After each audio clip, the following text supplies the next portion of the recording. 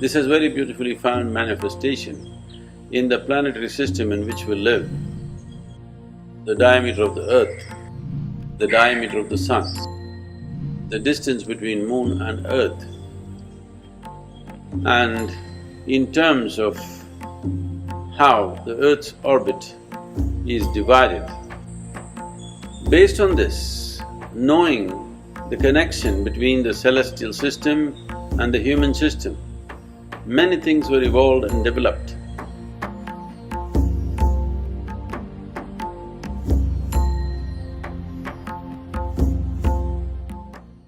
So a journalist was interviewing me and he asked me, Sadhguru, in India, so many people in the ancient past have worked for human consciousness.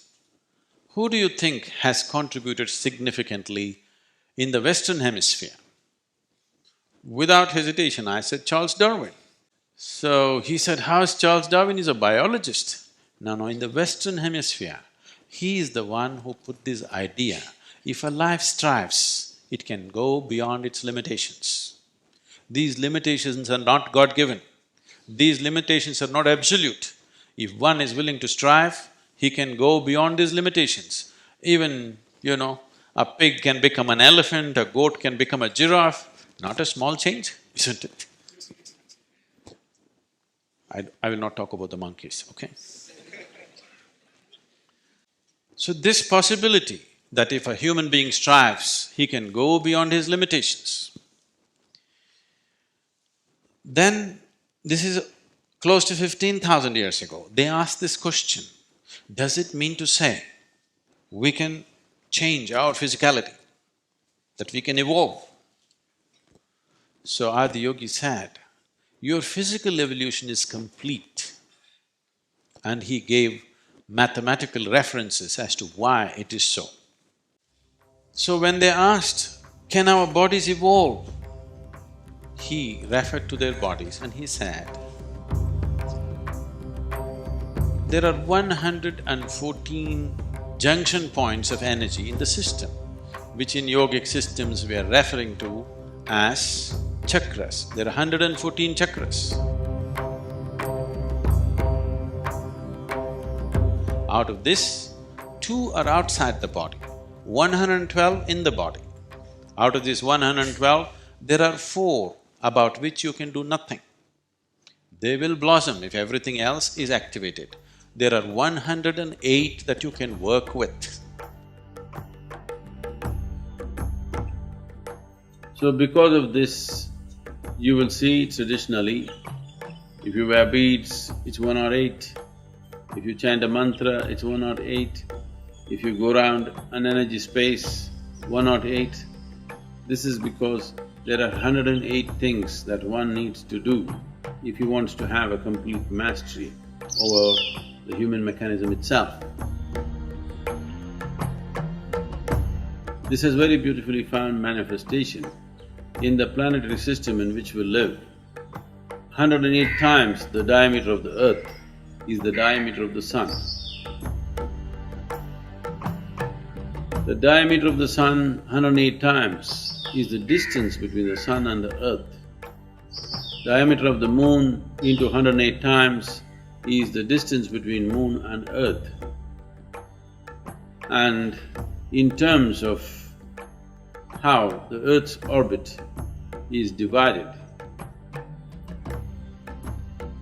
even that amounts to 108. For example, the positions that the earth takes around the sun is called one nakshatra.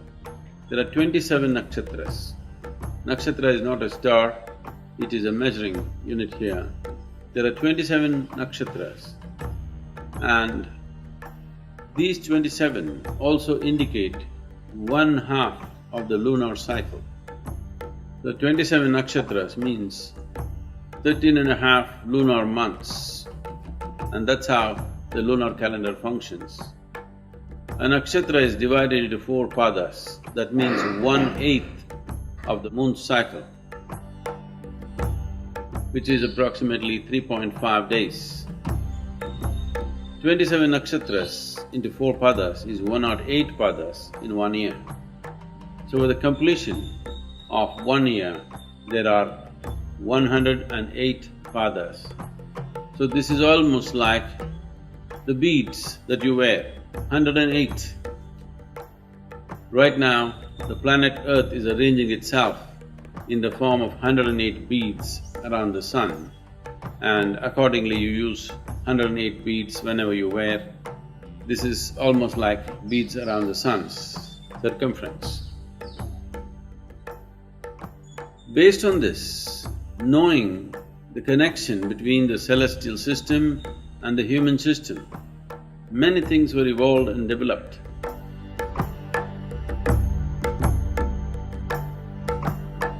It's very uncanny that now in the last 6 years, the neuroscientists in the world are saying the same things.